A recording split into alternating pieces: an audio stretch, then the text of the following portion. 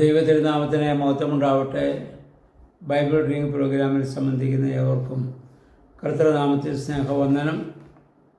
2 രാജാക്കന്മാർ 14-ാം അധ്യായം നമ്മളിന്ന് വായിക്കുന്നു. യൂദാദേശത്തിൻ്റെ രാജാവായ അമസ്യ ഭരണമേൽക്കുന്നു. 25 വയസ്സുള്ളവനായി അദ്ദേഹം ഭരണമേറ്റു. 29 വർഷം അദ്ദേഹം രാജ്യം ഭരിച്ചു. ദൈവം മുൻപാകെ നീതിയായിട്ടുള്ള കാര്യങ്ങളൊക്കെ അമസ്യ ചെയ്തു. എങ്കിലും ദാവീദിനെ പോലെ ആയില്ല എന്ന് നമ്മൾ വായിക്കുന്നു. കാരണം അദ്ദേഹം പൂജാഗിരികളെ ഇല്ലാതാക്കുകയോ മറ്റ് പ്രതിഷ്ഠകളെ നീക്കം ചെയ്യുകയോ ചെയ്തില്ല. ഇതിനു മുമ്പ് നമ്മൾ ചിന്തിച്ചതുപോലെ രാജാക്കന്മാരുടെ കാലങ്ങളിലൊക്കെ അവർ അതിനെ പ്രോത്സാഹിപ്പിച്ചു. കാരണം ജനത്തിൻ്റെ പ്രീതി പിടിച്ചു പറ്റുവാൻ വേണ്ടി. സത്യവും നീതിയും അവർക്കറിയാമെങ്കിലും ആ വഴിയിലേക്ക് അവർ തിരിയാതെ കൊണ്ട് ദൈവത്തെ കോപിപ്പിക്കുമാർ അങ്ങനെയുള്ള കാര്യങ്ങളാണ് ബഹുഭൂരിപക്ഷം രാജാക്കന്മാരിൽ ഉണ്ടാകുന്നത്. അതുതന്നെ അമസ്യായിൽ നിന്നും ഇവിടെ ഉണ്ടാവുകയാണ്. അതിനുശേഷം അദ്ദേഹം രാജ്യഭരണം ഉറപ്പിച്ചു കഴിഞ്ഞപ്പോൾ തൻ്റെ പിതാവായ യഹോവാഷിനെ വധിച്ച ഭൃത്യന്മാരെയൊക്കെ അദ്ദേഹം ഇവിടെ കൊന്നുകളയുകയാണ്. തൻ്റെ അപ്പനെ അവരെ കൂടെ നടന്ന ഭൃത്യന്മാരാണല്ലോ വധിച്ചതിനു മുമ്പ് അദ്ദേഹത്തെ നമ്മൾ കണ്ടതാണ്. അതിന് അദ്ദേഹം അവിടെ പകരം വീട്ടുന്നതായി നമ്മളിവിടെ കാണുന്നുണ്ട്.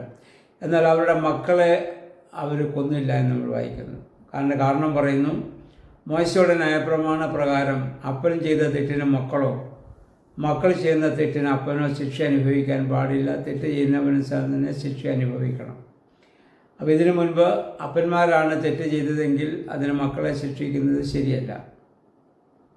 മക്കളാണ് ആ തെറ്റ് ചെയ്തതെങ്കിൽ അതിന് പകരം മാതാപിതാക്കളെ ശിക്ഷിക്കുന്നതും ശരിയല്ല. തെറ്റ് ചെയ്യുന്നവൻ ശിക്ഷ അനുഭവിക്കണം എന്നുള്ളതാണ് ദൈവനീതി. അതുകൊണ്ട് പുതിയ നിയമത്തിൽ അപ്പോസ്തലനായ പൗലോസ്ലീഹ മരണാനന്തര ജീവിതത്തെക്കുറിച്ച് പറയുമ്പോൾ നമ്മെ ഓർമ്മപ്പെടുത്തുന്നുണ്ടല്ലോ. അവനവൻ ശരീരത്തിലിരിക്കുമ്പോൾ ചെയ്ത് നല്ലതാകിലും തീയതാകിലും അതിന് തക്കവണ്ണം പ്രതിഫലം പ്രാപിക്കുവാൻ തക്കവണ്ണം ന്യായാസനത്തിന് മുൻപാകെ നമ്മൾ നിൽക്കേണ്ടി വരും. അപ്പം അങ്ങനെയെങ്കിൽ അങ്ങനെ തെറ്റ് ചെയ്തവർക്ക് വേണ്ടി നമ്മൾ എന്തിനാണ് പ്രാർത്ഥിക്കുന്നത് വേണം ചോദിച്ചേക്കാം. അത് ദൈവത്തിൻ്റെ നിയമമാണ്, അല്ലെങ്കിൽ ദൈവനീതിയാണ്. തെറ്റ് ചെയ്തവന് ശിക്ഷ അനുഭവിക്കുക എന്ന ആ നീതിയോടുള്ള നമ്മുടെ യാചനയാണ്, അഭ്യർത്ഥനയാണ് നമ്മൾ നടത്തുന്ന പ്രാർത്ഥന എന്ന് മാത്രം. അത് ക്ഷമിക്കണോ വേണ്ടയോ എന്ന് നിശ്ചയിക്കുന്നവൻ ദൈവം മാത്രമാണെന്ന് മാത്രം. അതുകൊണ്ട് ഇവിടെ പറയുന്നു, അദ്ദേഹം മക്കളെ അവരുടെ സന്തതികളെ കൊല്ലാതെ കൊണ്ട് അദ്ദേഹം തെറ്റ് ചെയ്തവരെ മാത്രം അമസ്യാവ് ഇവിടെ ശിക്ഷിക്കുന്നതായി നമ്മൾ കാണുന്നുണ്ട്. ഇനി 8 വാക്യങ്ങൾ വായിക്കുമ്പോൾ ഈ അമസ്യ ഇസ്രായേൽ രാജാവായ യഹോവാഷുമായി ഒരു കൂടിക്കാഴ്ച നടത്തുന്നുണ്ട്.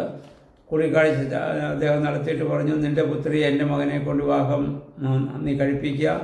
നിനക്ക് ലഭിച്ച രാജ്യത്തിൽ സന്തുഷ്ടനായി നീ ജീവിക്കാതെ കൂടുതൽ നീ ആഗ്രഹിക്കാൻ പാടില്ല എന്നൊക്കെ പറയുന്നു. പക്ഷേ ആ പറഞ്ഞത് നീ അങ്ങനെ ഏദോമിനെ തകർത്തിൽ നീ അഹങ്കരിക്കേണ്ട, നിനക്ക് കിട്ടിയ പ്രശസ്തി കൊണ്ട് നീ അടങ്ങിയിരിക്കുക എന്നൊക്കെ അദ്ദേഹം പറഞ്ഞു. അത് കേട്ട യഹോവാഷ് യുദ്ധത്തിനിവിടെ വീണ്ടും ഒരുങ്ങുന്നു. അപ്പം അതോടുകൂടി യഹൂദാദേശത്തെ രാജാക്കന്മാരും ജനങ്ങളും അവിടുന്ന് തോറ്റോടുന്നതായി നമ്മൾ വായിക്കുന്നുണ്ട്.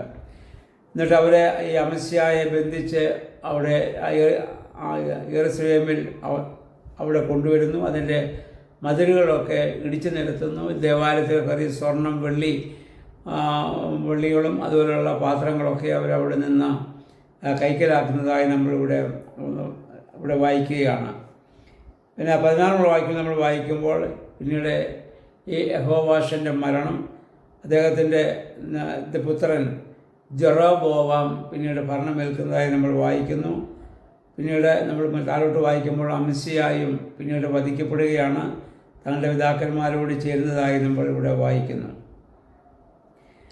പിന്നീട് 27 വാക്യം വായിക്കുമ്പോൾ സമരിയായിൽ വീണ്ടും ഈ അദ്ദേഹത്തിൻ്റെ മകനായ ജെറോബോവാം ഭരണം ആരംഭിക്കുന്നു. 41 വർഷം അദ്ദേഹം ഭരിച്ചു. പക്ഷേ ദൈവസന്നിധിയിൽ തിന്മ പ്രവർത്തിച്ചതായി നമ്മൾ വീണ്ടും ഇവിടെ വായിക്കുകയാണ്. ഇതിനു ശേഷം ഇസ്രായേൽ ജനത്തിൻ്റെ ആ ദുരിതം കഠിനമെന്ന് യഹോവയായ ദൈവം കണ്ടു. അവർ ചെയ്യുന്ന തെറ്റിനനുസരിച്ച് ദൈവം അവർക്ക് ശിക്ഷ കൊടുക്കുന്നുണ്ട്.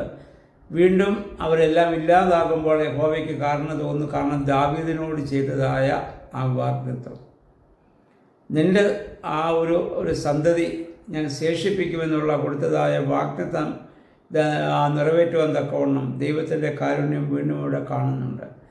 ഈ ചരിത്രമൊക്കെ പഠിക്കുമ്പോൾ നമ്മുടെ ജീവിതത്തിൽ നിന്ന് വ്യത്യസ്തമാണോ എന്ന് നമ്മൾ ചിന്തിക്കേണ്ടതാണ്.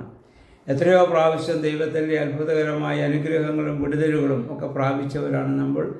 വീണ്ടും അവസരം നമുക്ക് ലഭിക്കുമ്പോൾ, പാപം ചെയ്യാനുള്ള അവസരം ലഭിക്കുമ്പോൾ വീണ്ടും നമ്മൾ പാപത്തിലേക്ക് നമ്മൾ വീണ്ടും പോകുന്നുണ്ട്. വീണ്ടും നമ്മൾ അനുഭവിക്കുമ്പോൾ ദൈവം നമ്മോട് ക്ഷമിക്കുന്നുണ്ട്. എന്നാൽ അങ്ങനെ വീണ്ടും നമ്മൾ പാപത്തിൽ തന്നെ ഇരിക്കുവാനുള്ളവരല്ല. പഴയ നിയമത്തിൻ്റെ പ്രശ്നം നമുക്കറിയാമല്ലോ. പരിശുദ്ധാത്മാവ് സ്ഥിരവാസത്തിനില്ല. അതുകൊണ്ട് എന്നാൽ പുതിയ നിയമത്തിൽ അങ്ങനെയല്ല. പരിശുദ്ധാത്മാവിനാൽ നമ്മൾ നയിക്കപ്പെടുന്നവരും നമ്മൾ നിയന്ത്രിക്കപ്പെടുന്നവരുമാണ്. അതുകൊണ്ട് നമ്മൾ ഓരോ പാപങ്ങളും ചെയ്യുമ്പോൾ പരിശുദ്ധാത്മാവ് നമ്മെ ബോധ്യപ്പെടുത്തുന്നത് പാപമാണ്, ചെയ്യാൻ പാടില്ല എന്ന് നമ്മൾ മനസ്സിലാക്കിയിരിക്കെ അതിന് വിരുദ്ധമായി ചെയ്താൽ പരിശുദ്ധാത്മാവിനെതിരായ പാപമായി തീരും. അതിന് പിന്നെ നമുക്ക് ക്ഷമ ലഭിക്കുകയില്ല എന്ന കാര്യം കൂടി നമ്മൾ ഓർത്തിരിക്കേണ്ടതാണ്. ഈ രാജാക്കന്മാരുടെയൊക്കെ ഈ ഭരണവും അവരുടെ ആ ജീവിത രീതിയൊക്കെ കാണുമ്പോൾ അതിൽ നിന്ന് എത്ര വ്യത്യസ്തമായി ദൈവം നമുക്ക് വലിയ അനുഗ്രഹങ്ങളെ നമുക്ക് നൽകിയിരിക്കുന്നു. അനുകൂലമായ സാഹചര്യങ്ങളെയൊക്കെ ദൈവം നമുക്ക് ഇത് നൽകിയിരിക്കുന്നു. ഈ രാജാക്കന്മാരുടെ കാലത്ത് ഒരു രാജ്യത്തും ഒരു ജനത്തിനും സ്വസ്ഥതയോടെ ജീവിക്കാൻ സാധിക്കുന്നില്ല. എപ്പോഴും യുദ്ധവും യുദ്ധഭീതിയും അങ്ങനെയുള്ളതായ പ്രതിസന്ധി ഘട്ടങ്ങളിലൂടെയൊക്കെയാണ് അവർ കടന്നുപോയിക്കൊണ്ടിരിക്കുന്നത്. ദാരിദ്ര്യവും കഷ്ടതകളും ദുരിതങ്ങളും ഒക്കെ അവർക്കുണ്ട്. എന്നാൽ ദൈവം അതിൽ നിന്നൊക്കെ വിടുവിക്കുമ്പോൾ വീണ്ടും പാപത്തിലേക്ക് അവർ വീണ്ടും പോകുന്നതായി നമ്മൾ കാണുന്നു. നമ്മുടെ ജീവിതത്തിലും പലപ്പോഴും ഇതൊക്കെയാണ് സംഭവിക്കുന്നത്. അങ്ങനെ സംഭവിക്കാതെ പരിശുദ്ധാത്മാവിന് വിധേയമായി ആ പരിശുദ്ധാത്മാവിൻ്റെ നിയന്ത്രണത്തിൽ ജീവിക്കാൻ നമുക്ക് ശ്രമിക്കാം. ദൈവമേ പരിശുദ്ധാത്മാവേ, അത് ഞങ്ങളെ ശക്തീകരിക്കണമെന്ന് ഞങ്ങൾക്ക് പ്രാർത്ഥിക്കാം. ദൈവത്തിന് നമ്മെ എല്ലാവരെയും സഹായിക്കുമാറാകട്ടെ.